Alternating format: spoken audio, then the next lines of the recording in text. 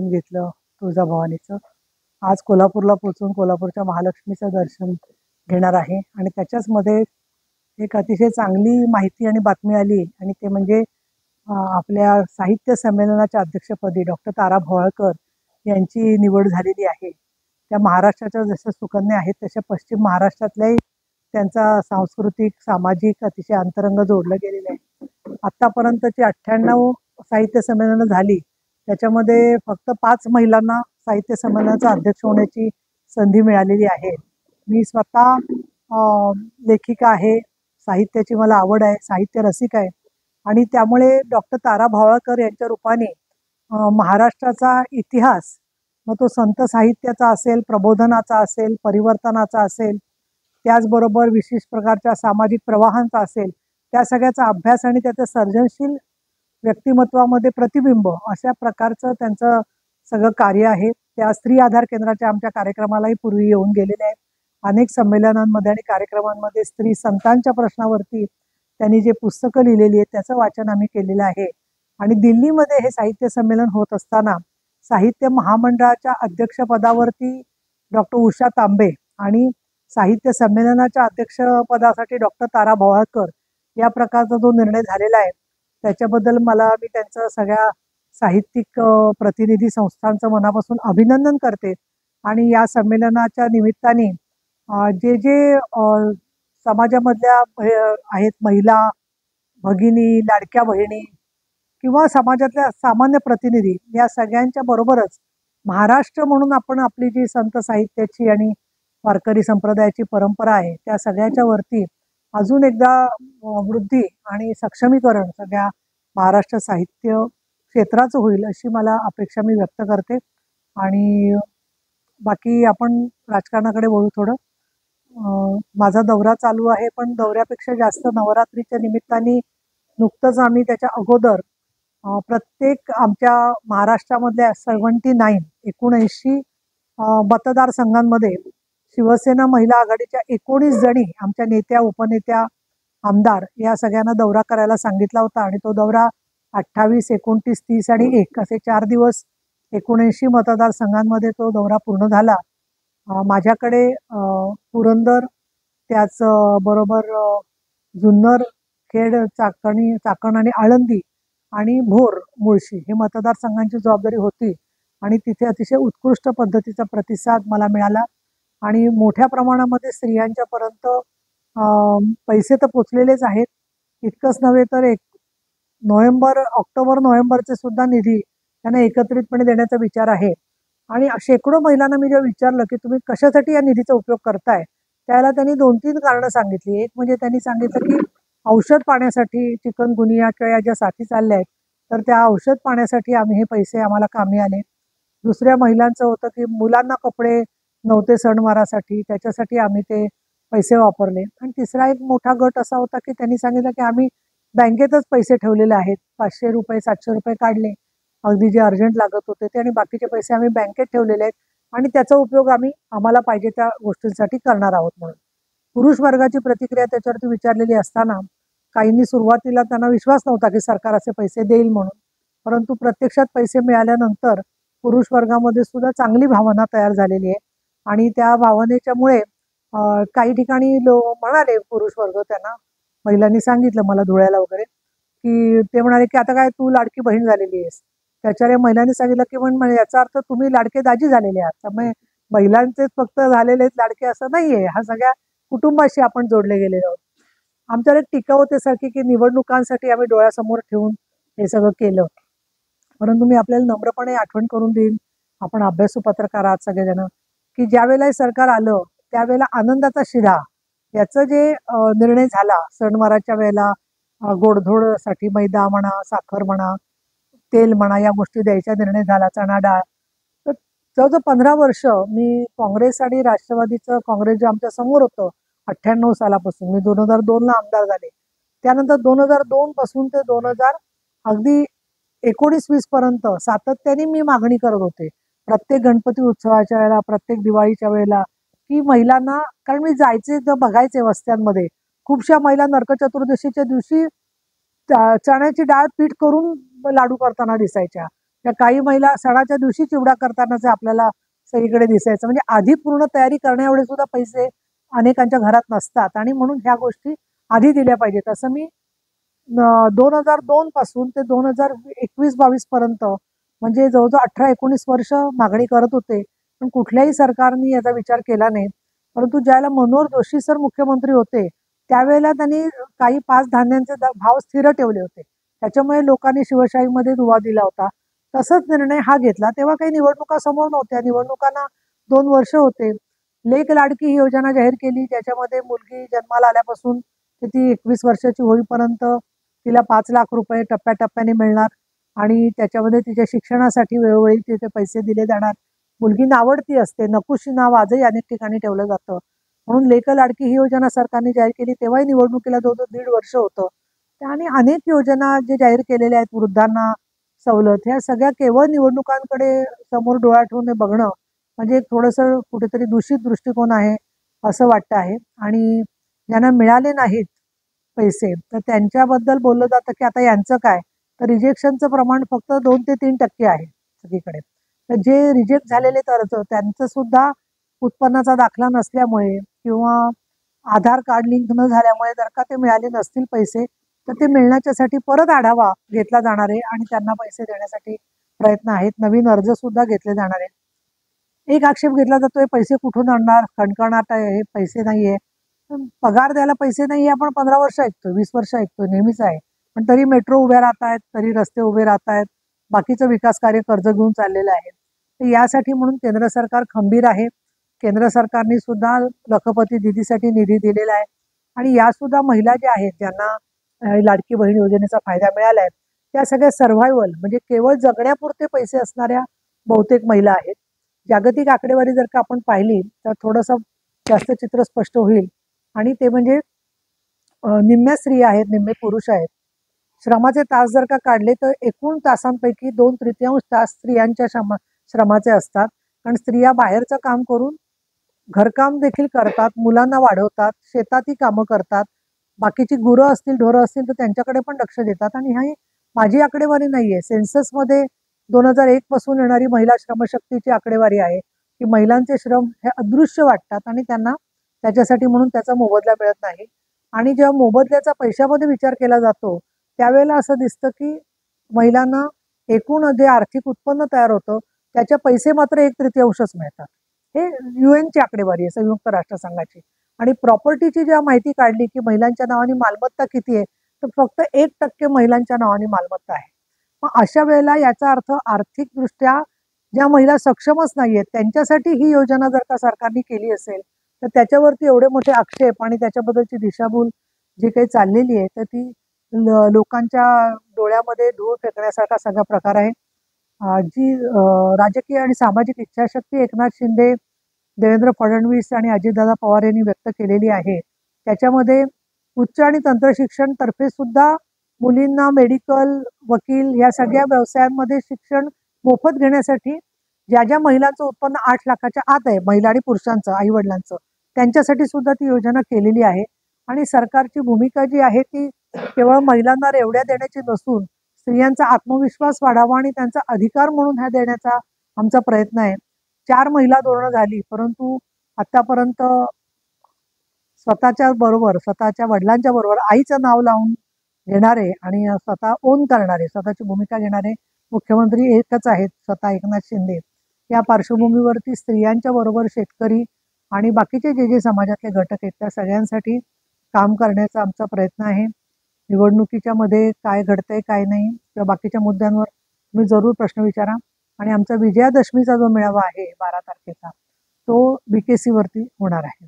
इकडे अंजली वाघमारे आमच्या स्त्री आधार केंद्राच्या कार्यकर्त्या बसलेल्या आहेत आणि मला इथे सांगायला पाहिजे की आमची एरवी यांचं जसं काही दुकानांचं असतं की आमची कुठेही शाखा नाही, तर आमची फक्त बारामतीच शाखा आहे स्त्री आधार केंद्राची इतकी वर्ष आणि पूर्णपणे निरपेक्षपणे काम चाललेलं आहे.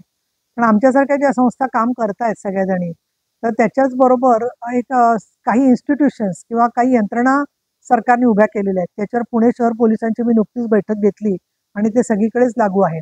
आणि त्याच्यामध्ये महिला दक्षता समित्या प्रत्येक पोलीस स्टेशन निहाय करून नुसत्या त्या बैठका घेणं पुरेसं नाहीये तर त्यामध्ये ज्या स्त्रिया सांगतात की आमच्याकडे एका मुलीची छेडछाड झाली, त्या एखाद्या मुलीला मारहाण झाली आणि म्हणून ती पोलीस स्टेशनला जाऊन, तर पुढच्या मीटिंगमध्ये त्याच्यावरती काय कार्यवाही झाली हे पोलिसांनी महिलांना सांगितलं पाहिजे. आणि माझे सगळ्या पोलिसांना निर्देश हे राहतील की एसपीज असतो, सीपीज असतो, सगळे यांनी महिला दक्षता समितीच्या ज्या तक्रारी गेल्या 6 महिन्यात आलेल्या आहेत त्या प्रत्येकाचा रिपोर्ट घ्यावा पीआय कडून आणि त्या रिपोर्टनुसार निपटारा काय केला ही विचारणा पोलिसांना करणं गरजेचं आहे. फक्त महिलांनी जायचं, तक्रार करायची, घरी परत जायचं, याच्यामुळे काही प्रश्न सुटत नाही. आणि हे वर्षानुवर्ष चाललेलं आहे, म्हणजे असं नाही की नवीन काही झालेलं आहे. पण नवीन हा त्याच्यातला मुद्दा आहे की महिला दक्षता समित्यांचं मॉनिटरिंग सिस्टीम, संनियंत्रणाची यंत्रणा अधिक चांगली असली पाहिजे. एक दुसरा भाग, पोलिसांचा कन्व्हिक्शन रेट जो आहे, दोषसिद्धीचं प्रमाण वाढवणं खूप आवश्यक आहे. मी याच्यापूर्वी गृहसचिव आणि अनेकांच्या बैठका घेऊन जपानमध्ये जसं दोषसिद्धीचं प्रमाण 98-99% आहे, तसं मॉडेल तुम्ही घेण्याचा प्रयत्न करा असं सुचवलेलं आहे की ज्याच्यामध्ये त्यांना, आम्हाला जपानमध्ये रस्त्यावर कुठेच पोलीस दिसले नाही, पण आम्ही त्यांना विचारलं मग तुम्ही कसं काय क्राईमचं कंट्रोल करता, ते म्हणाले आम्ही सगळं CCTVवर बघतो आणि त्याच्यावरून आम्ही पूर्ण कंट्रोल करू शकतो त्यासाठी. त्यामुळे या सगळ्या तंत्रज्ञानाचा उपयोग सरकार जर का करायला सांगतंय तर त्यासाठी पोलिसांना अधिक मदतीची गरज आहे. आणि सगळ्यात महत्त्वाचा मुद्दा, कोण मुख्यमंत्री आहे, कोण गृहमंत्री आहे, कोण देशाचे कृषी मंत्री आहेत, कोण देशामधले अमुक एका पक्षाचे अध्यक्ष आहेत का नाही, याच्याशी महिला अत्याचाराच्या विषयाचा संबंधच नाही आहे. समाजामधली हिंसात्मकता, पुरुषी वर्चस्वाची भावना, जमिनीला भाव वाढल्यामुळे प्रचंड झालेलं गुन्हेगारीकरण आणि वाढलेल्या शस्त्रांचा परिणाम, आणि आपण दबंगरित्या कुठलाही कायदा खिशामध्ये घालू शकतो ही बसणारी गुन्हेगारांची भावना, आणि तिसरं म्हणजे महिलांच्या बद्दल दुजाभाव जो आहे तो असाच करायचा असतो. अत्याचार झाला की आपण हळहळतो आणि नंतर आपल्या आसपासच्या जगामध्ये अशाच पद्धतीचा दुजाभाव करणाऱ्या लोकांशी ऍडजस्ट करून घेतो. या 3 गोष्टींशी संबंध आहे. राज्य सरकारच्या मध्ये कोणी गृहमंत्री असो, मुख्यमंत्री असो, त्यांचं एक कामच असतं की त्याला नियंत्रण करणं. जिथे पोलिसांच्याकडून हलगर्जीपणा होईल, योग्य वेळेला जर का तक्रारी घेतल्या नाही किंवा आरोपी पळून गेले किंवा अजून परत परत ऑफेंडर्स आहेत आणि ते मोकाट फिरतायत, तर तिथे पोलिसांवरती टीका करायला काहीच हरकत नाहीये, त्यांचं नीतिधैर्य खच्ची होईल. मात्र असं करून राजीनामा मागितला म्हणजे प्रश्न संपला असा भाग नाही. पूर्वी गृहमंत्री RR पाटील होते, त्याच्यानंतर जयंत पाटील स्वतः काही काळ गृहमंत्री होते, त्याच्यानंतर स्वतः देवेंद्र फडणवीस गृहमंत्री होते, सतेज पाटील गृहराज्यमंत्री होते. असे वेगवेगळे गृहमंत्री आणि गृहराज्यमंत्री महाराष्ट्रात होऊन गेलेले आहेत. त्यांच्या काळामध्ये सुद्धा अत्याचार, बलात्कार या सगळ्या गोष्टी घडतच होत्या. आणि म्हणून या सगळ्या गोष्टी बदलण्यासाठी म्हणून समाजाचा सहभाग आला पाहिजे. त्यात माझं ऑब्जेक्शन असं आहे की जो मी पोलिसांसमोर मांडला की जे कायदाप्रेमी नागरिक आहेत त्यांचं ऐकून घेत नाहीत पोलीस फारसं, असं मला म्हणणं आहे. मोठ्या प्रमाणात नागरिकांचं मत काय नाही, मी याचे 2 भाग करते. तुमचा जो प्रश्न आहे त्याचं एक म्हणजे कुटुंबांतर्गत होणारे अत्याचार, जे छोट्या मुलांवरती आई वडील मारतायत, छळ करतायत म्हणून मुलं पळून जातात, किंवा मुलं किंवा मुलीवरतीच लैंगिक अत्याचार होतात, याच्यासाठी म्हणून ती मुलं बोलकी तर होऊ शकत नाही. 4-5 वर्षाचं मूल किती बोलेल. त्यामुळे त्यांच्या शाळांच्या मध्ये किंवा त्यांच्या शिक्षकांच्या मधून जागृती करणं फार गरजेचं आहे. दुसरं, मोठी माणसं जी आहेत ती पोर्नोग्राफी किंवा अश्लीलता करणं, बोलणं प्रत्येक ठिकाणी आपण बघू की अत्यंत ज्याला आपण म्हणू की शृंगारिक स्वरूपाच्या गाण्यांचं प्रचंड मोठं झालेलं बाजारीकरण, सगळे ट्यून्स त्याच्यात असतात. कोणाला आमदार व्हायचं असेल तर कुठल्या नर्तिकेचा कार्यक्रम ठेवला तर आमदार हो असे पोस्टर छापतात लोक, विधान भवनाचा फोटो छापून. म्हणजे समाजामध्ये एक मोठ्या प्रमाणात अश्लीलतेचं व्यापारीकरण खूप मोठ्या प्रमाणात झालेलं आहे. आणि त्याच्यामुळे पोर्नोग्राफी बघायची आणि मग हे अत्याचार करायची भावना जिथे दिसेल तिथे घडते, हे प्रश्न आहेत. फक्त प्रत्येकाच्या हातातल्या मोबाईलमध्ये काय आहे हे बघणं हे जवळजवळ अशक्य आहे. परंतु मी पोलिसांना असं सांगितलेलं आहे की सायबर क्राईमच्या मार्फत आणि कॉलेजमधला जो पुण्यात वाडियात प्रकार झाला की कॉलेजमधल्याच मुलीचे सगळे अश्लील व्हिडिओ फिल्म्स इन्स्टावरून फिरत होत्या. तर त्यामुळे आपल्याला सायबर सर्व्हिलन्स, जशी दक्षता कमिटी असते तसं सायबरवरती सुद्धा आपल्याला माहिती देणारे काही कायदाप्रेमी नागरिक जर का मिळाले की ज्यांच्याकडून ही माहिती मिळाली तर त्याचा उपयोग होऊ शकेल. दुसरा अजून प्रश्न आहे बालकांच्या अत्याचारामध्ये मोठा, म्हणजे त्या बालक किंवा बालिकांचं पुनर्वसन कसं होणार. आणि त्या मुलामुलींच्यासाठी म्हणून स्वमदत गट, जसे आम्ही स्त्री आधार केंद्रात करतो की 5-6 महिला ज्या अत्याचारग्रस्त आहेत त्यांच्या त्याच ऑफ द कॅमेरा बोलतात की बाबा मी कशा पद्धतीने त्यातून मानसिक उभारी दिली, कोर्टामध्ये साक्ष द्यायच्या वेळेला जे काही कन्व्हिक्शन होतं ते आपोआप होत नाहीये. आमच्यासारख्या संस्था किंवा आयोग जेव्हा शेवटी त्या मुलींचं धाडस वाढवतात त्याच वेळेला त्या कोर्टात त्या गोष्टी बोलत असतात. आणि आमच्याच निरीक्षणामध्ये सर्व्हेत असं आम्हाला दिसून आलं की मोठ्या प्रमाणामध्ये जिथे संस्था नाही आहेत असे तालुके आहेत महाराष्ट्रामध्ये जिल्हे, तर त्या ठिकाणी त्याचा फॉलोअप कोण करतं? तर तुम्हाला हे ऐकून आश्चर्य वाटेल की त्या सगळ्या ठिकाणी फॉलोअप पत्रकारांनी केलेला असतो. जे तेव्हा वारंवार बातम्या लावतात, विशेषतः जे तरुण पत्रकार आहेत ते त्याच्या बातम्या लावतात. आणि अनेक जणांचं आम्हाला निरीक्षण असं आलं की ते पत्रकारच कोर्टात जाऊन हजर होतात त्या मुलीच्या बरोबर तिला सहकार्य मिळावं म्हणून. आणि त्याच्यामुळे या सगळ्यामध्ये समाजाचा सहभाग आपल्याला घेणं फार गरजेचं आहे. आणि या दृष्टिकोनातून या क्राईमच्या विषयामध्ये लॉंग टर्म काम करायला पाहिजे. आम्ही स्वतः आम्हाला जेवढं शक्य तेवढं करतो काम. खूप नवीन नवीन महिला येतात राजकारणामध्ये, मी त्यांचं स्वागत करते. पण माझी त्यांना कळकळीची विनंती राहील की स्वतःच्या आठवड्याच्या 7 दिवसापैकी निदान 3 दिवस त्यांनी या महिला सुरक्षेच्या कामासाठी वाहून घेतलं पाहिजे. त्याच्यासाठी त्यांनी फॉलोअप केला पाहिजे. केवळ इव्हेंट करायचे, केवळ पैठणीचे खेळ करायचे, केवळ फुगडी खेळायची, बोंडला खेळायचा, साड्या द्यायच्या, महिलांचं भाषण करायचं एवढं पुरेसं नाही असं मला वाटतं.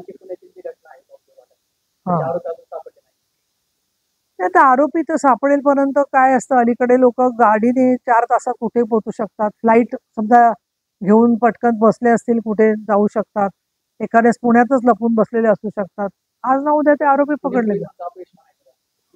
पुणे पोलिसांचं अपयश वगैरे असं म्हणणं म्हणजे मला काय वाटतं की तो गुन्हेगार जे आहेत त्यांच्याकडे सत्ता, संपत्ती, प्रतिष्ठा सगळ्या गोष्टी असतात.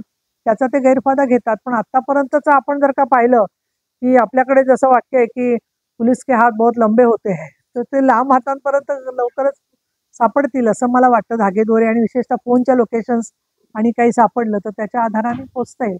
मुद्दा काय आहे की आता मला तुम्हाला असं एक वाटतं की समजा असे पडले सापडले, असं घडणार नाही पण असे घडले आणि त्यातला एखादा पळून जायला लागला माणूस.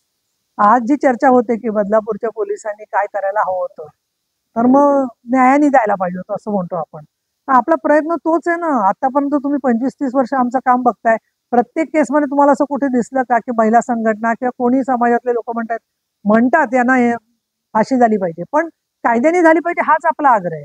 पण ज्या वेळेला असं होतं की काही लोक गैरफायदा घेऊन बाहेर निघतात त्यावेळेला या घटना घडत असतात असं मला वाटतं.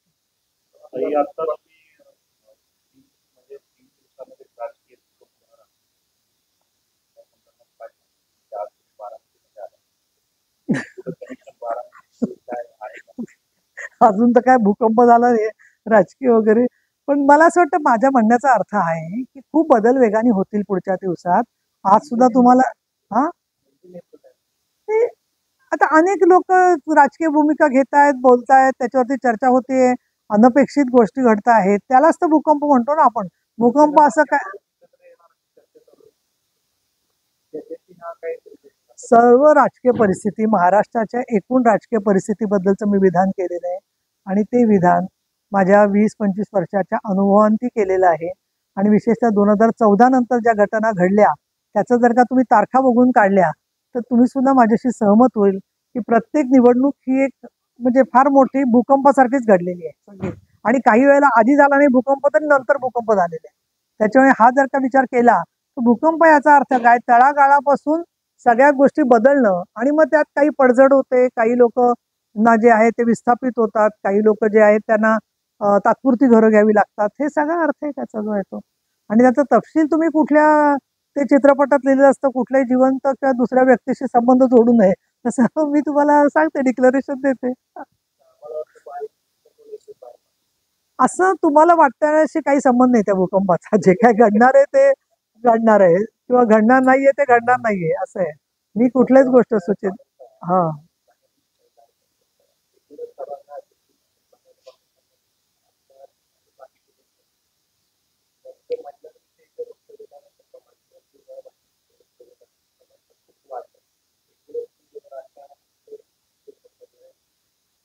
जेव्हा महिलांना आरक्षण मिळालं पहिल्यांदा त्यावेळेला सुद्धा असं वाटत होतं कसं काय होणार. पण बऱ्याच लोकांनी मान्य केलं, त्यात तुम्ही आहात की नाही माहित नाही मला, परंतु की बऱ्याच लोकांनी मान्य केलं की सभागृहामध्ये महिला आल्यामुळे भाषेचा स्तर बदलला. म्हणजे थोडंसं बोलण्यावरती बंधन आलं किंवा अश्लीलतेवरती असं दिसतं आपलं चित्र. मी ज्या सभागृहामध्ये आहे त्या सभागृहामध्ये मला तर असं वाटतं की मी बऱ्यापैकी नियंत्रण करते.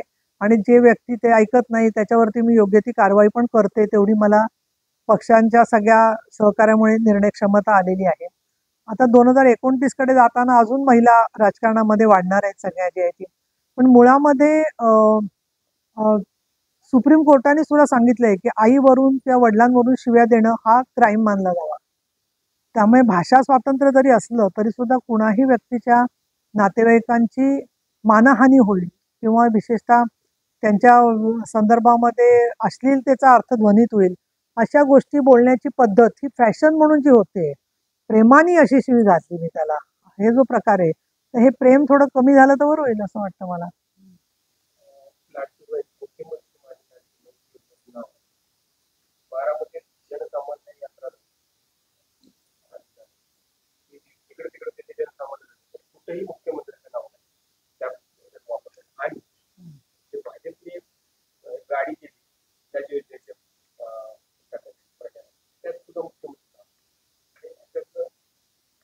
मला उपमुख्यमंत्र्यांचे नाव फोटो. मला काय वाटतं की समजा आपण आता एक जण माणूस असा आहे की एखादी गोष्ट मानतो, आपल्या आई वडिलांचं ऋण मानतो, आपल्या भावाचं बहिणीचं ऋण मानतो, याचा अर्थ प्रत्येक वेळेला आपण त्याचं नाव घेतो असं नाहीये ना. त्याच्यामुळे जळीस्थळी काष्टीपाषाणी मनामध्ये काय भाव आहे हा महत्वाचा आहे. आणि मनामधला भाव जो आहे त्याला खरा समाजामध्ये भाव आहे. बाकीच्या ठिकाणी नावं कुठे अनावधानाने राहिली तरी काही त्याला अर्थ नाही.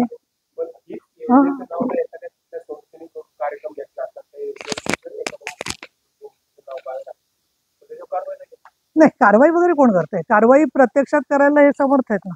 कारवाई कोण करणार? कारवाई वगैरे काही करत नसतं लोकशाहीत. असं तर बरेच लोक वरील स्वतःची सुविधा म्हणून लावतात विरोधी पक्ष, तर स्वतःचे फोटो काढतात, तिकडे सीएमचे स्वतःचा फोटो लावतात आणि भराभर फॉर्म भरून घेतात. कारवाई वगैरे जनता करणार. एवढं काय कुठलं कोणा काय असतं माहितीये, मी पण 94 साली महिला धोरण झालं त्याच्यात होते आणि तो कार्यक्रम झाला, फार सुंदर कार्यक्रम झाला. अगदी पहिलं महिला धोरण आलं. आमची ज्योती कोटकर म्हणून कार्यकर्ते, म्हणजे ऑफ द रेकॉर्ड सांगते, ती झाल्यावर खूप म्हणाली, मला खूप अस्वस्थ वाटलं. काय झालं? तुझं नाव कुठे नाहीये. तर मी तिला म्हटलं की असं नाही, आपलं नाव काय सांगितलेलं आहे, सामर्थ्य आहे चळवळीचे जो जे करेल तयाचे. आपल्या कामामधून आपलं नाव असलं पाहिजे. कोणाचं नाव त्या क्षणी स्टेजवर आहे आणि आपण नाही आहोत म्हणून आपण थांबलो तर आपलं कामच पुढे होणार नाही. आणि त्याच्यामुळे मला असं वाटतं आपण काम करत राहायचं. जो काम करतो त्याचं नाव सगळ्यांच्या लक्षात राहतं. आता ती एक बाई आहे कुठे जळगावची, तिने बिचारी हंड्यावर नाव लिहून टाकलं, मुख्यमंत्री एकनाथ शिंदे. आता ते नाव कोण काढायला जाणार आहे? त्याच्यामुळे अंतःकरणावरती काय पोचलं हे महत्वाचं आहे ना.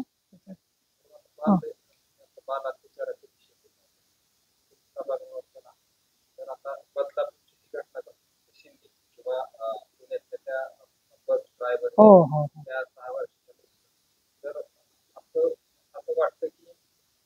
ते जे कर्मचारी त्यांच्याकडे वेळ भरपूर त्यासाठी जॉबची जर परिस्थिती पाहतो, तुम्ही जसं म्हणतात अश्लीलता, फोन साईट, मोबाईल त्यांच्याकडे असणाऱ्या मोबाईल, त्यामुळे त्यांच्याकडे वेळ भरपूर असतो आणि याचा त्यांच्या मानसिकतेवर इफेक्ट होऊन ह्या अशा घटना घडत असतात. त्याच्यावर पण तुम्ही समाजवाद काय कायदा आता तर नाही, कायदा म्हणण्यापेक्षा कायद्याच्या अंमलबजावणीच्या यंत्रणेसाठी एक 2018ला अतिशय चांगलं परिपत्रक परिवहन विभागाने काढलेलं आहे. तुम्हाला मी पत्रकार परिषदेनंतर कॉपी फॉरवर्ड करते सगळ्यांना, की ज्याच्यामध्ये शालेय शिक्षण संचालक, पोलीस आणि परिवहन यांनी मिळून या सगळ्या वाहनांची तपासणी केली पाहिजे नियमितपणे. आणि पालक आणि विद्यार्थ्यांचे जे म्हणजे कुटुंबीय आहेत आणि शिक्षक यांच्या ज्या संघटना आहेत, पीटीए, पेरेंट टीचर्स असोसिएशन, ते प्रत्येक इयत्तेच्या प्रत्येक तुकडीसाठी पीटीए असलं पाहिजे. तोच विषय आहे. म्हणून मी सगळं सांगितलं की प्रत्येक ठिकाणी कॅरेक्टर सर्टिफिकेट बसमधल्या ड्रायव्हरचं आणि तो परिचर म्हणजे जो गाडी बरोबर असतोय त्याचं असलं पाहिजे. त्याच्यावरती आरटीओ सांगतं की आम्ही करायला तयार आहोत. मग प्रश्न असतो की एवढ्या मोठ्या शैक्षणिक संस्था आहेत, आज आपल्याकडे इथे पण आहेत, बारामतीत ते सगळीकडे, तर त्यांना अनुदान देतं सरकार, काही विना अनुदान येते, बरोबर आहे. पण शेवटी तिथले शिक्षकांचे पगार, प्राध्यापकांचे पगार चालतात. आपण तिथे लाईटचं बिल भरतो, जे काय असेल ते, मुलांना कॅन्टीन चालतात.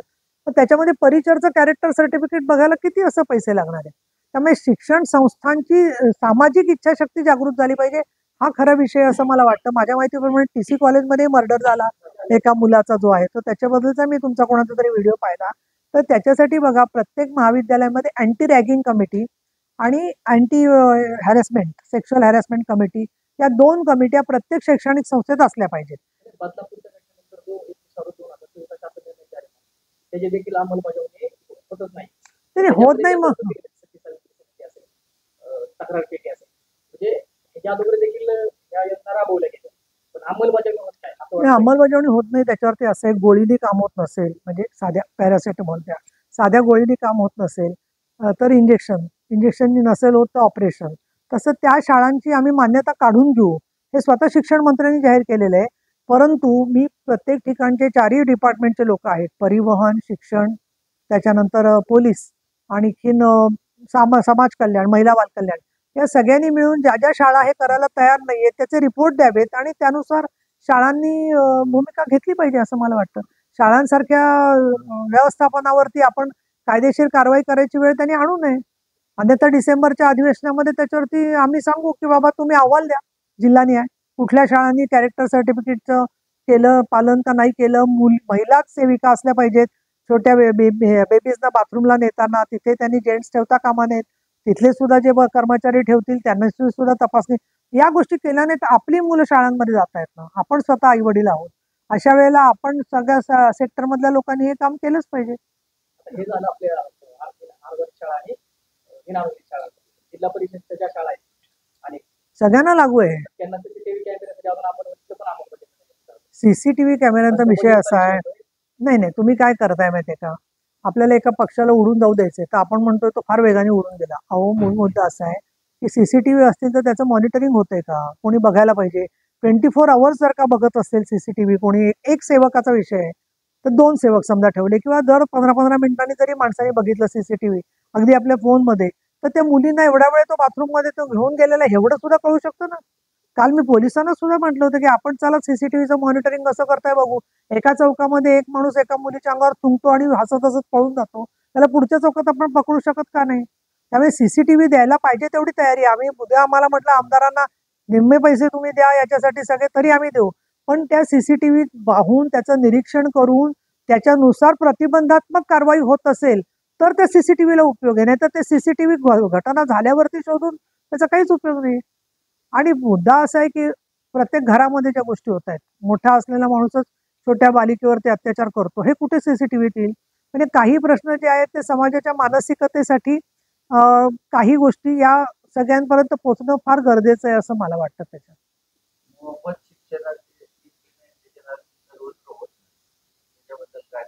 मोफत शिक्षण आता जिल्हा परिषद आणि महानगरपालिकांमध्ये तर मोफत शिक्षण आहेच ना.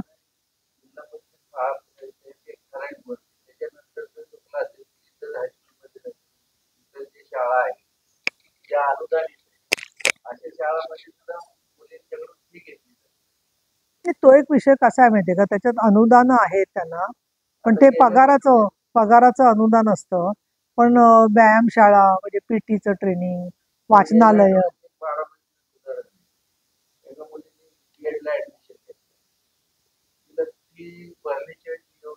नाही ते काय सांगतात डिसेंबर मध्ये पैसे परत मिळतील तुम्हाला, त्याच्यामुळे त्याच्यासाठी सुरुवातीला ते घेतात. नवनवीन बातम्या जाणून घेण्यासाठी बारामती समाचारला लाईक, सबस्क्राईब करायला विसरू नका.